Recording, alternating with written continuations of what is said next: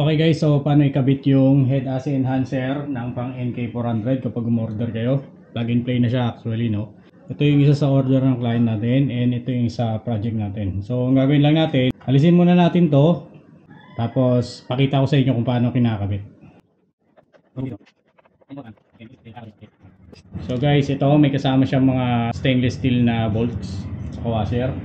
Anyway, tanggalin muna natin siya. Kayong bahala kung gusto niyo lagyan ng tape or kung gusto niyo wag na para hindi magasgasan yung stock nyo. So ang gagawin nyo, pag ikakabit nyo na yung pinaka head, ito muna, ipasok nyo muna siya dito sa kabila. Kumaga parang ilagay nyo muna dito.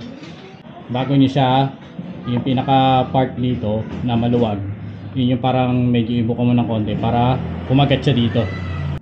First, itong side na to sa kanan, parang ipagano muna siya dito, parang ipayakap muna siya dito.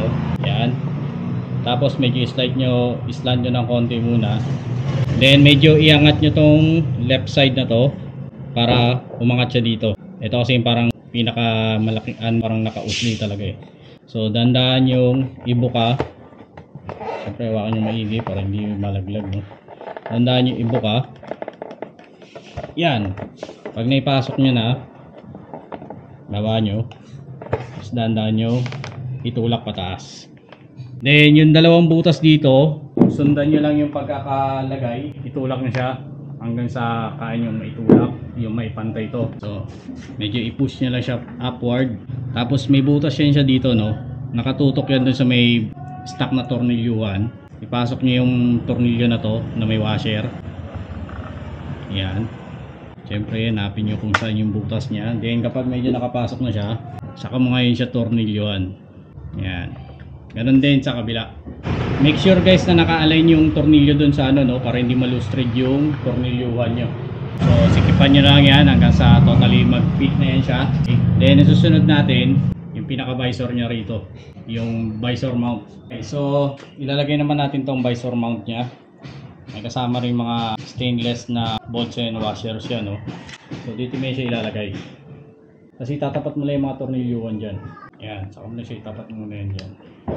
Ganun din tong isa. Saka niya siya higpitan. Yung higpit niya yan, tamang higpit lang, no? Yung hindi malulustred yung pinaka-sigipan niya.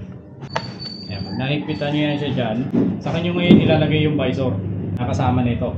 Okay, so ito yung kasama niya na visor. Actually, ito yung fittings ko lang dito. Meron tayong brand new na kasama talaga niyan. So kapag ilalagay niya siya, may kasama tayong mga black steel na bolt para syempre bagay siya dito. Tapos tatapat nyo lang yung mga kada butas niyan.